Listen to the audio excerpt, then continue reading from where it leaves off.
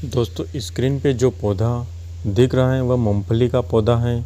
देखिए इसमें बहुत सारी मूंगफली लगी हैं और इसके साथ ही कुछ छोटे छोटे नोड्यूल्स दिखाई दे रहे हैं। आज इन नोड्यूल्स के बारे में विस्तृत जानेंगे तथा ये हमारे लिए कैसे उपयोगी हो सकते हैं इसके बारे में जानेंगे। इस नोड्यूल्स में राइजोबियम बैक्टीरिया पाया जाता है।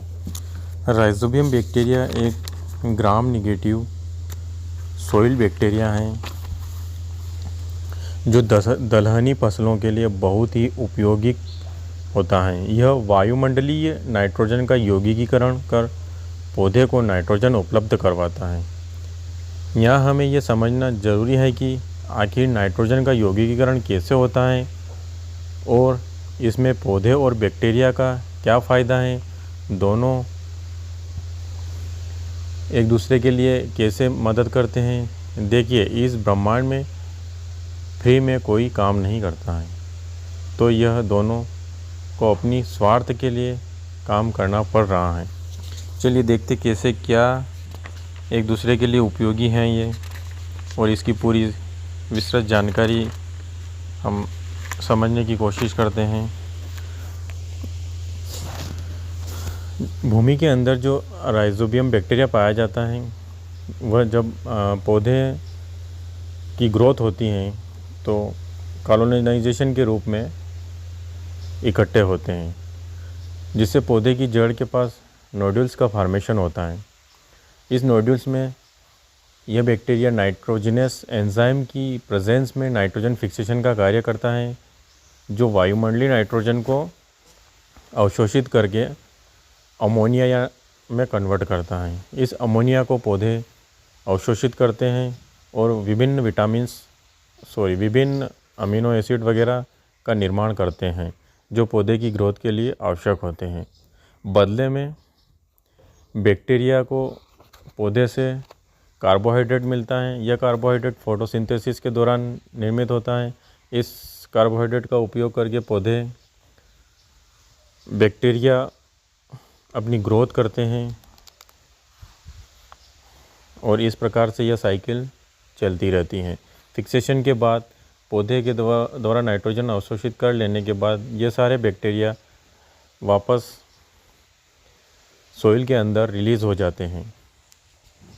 इसे नोड्यूल सेंसेशन कहते हैं। इस प्रकार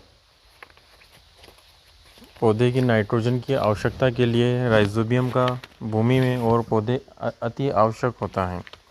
तो आइए आज हम इस वीडियो में राइजोबियम का घर पर कल्चर कैसे तैयार करें इसकी विस्तृत जानकारी और इसे बनाना सीखेंगे। इसके लिए दलहनी फसल का कोई भी एक स्वस्थ पौधा हम उपयोग में लेंगे। इसके लिए बैक्टीरिया को ग्रोथ करवाने के लिए जैसे कार्बोहाइड्रेट का यूज़ किया जाता है, तो हम इसकी जगह गुड़ और बेसन का उपयोग करेंगे। गुड़ और बेसन इस बैक्टीरिया की ग्रोथ के लिए पोषण का कार्य करेगा। गुड़ और बेसन को पानी में मिलाकर एक सॉल्यूशन तैयार करेंगे। इस सॉल्यूशन में पौधे की जड़ पे जो नोड्यूल्स हैं उन्हें तोड़कर इसके अंदर ट्रांसलोकेट करेंगे और कुछ दिनों के लिए इसे हम ऐसे ही छोड़ देंगे और समय समय पर इनकी ग्रोथ का निरीक्षण करते रहेंगे और क्या परिणाम प्राप्त होता है वह हम आप लोगों के साथ शेयर ज़रूर करेंगे। यहाँ एक सोचने वाली बात यह है कि इसमें नाइट्रोजन फिक्सेशन में यह बताया गया है कि नाइट्रोजन फिक्सेशन की साइकिल पूरी होने के पश्चात बैक्टीरिया नोड्यूल से रिलीज़ होकर सोइल के अंदर चला जाता है। तो क्या नोड्यूल्स के अंदर राइजोबियम उपलब्ध अवेलेबल है या नहीं, इसका हमें ग्रोथ के दौरान ही पता चलेगा।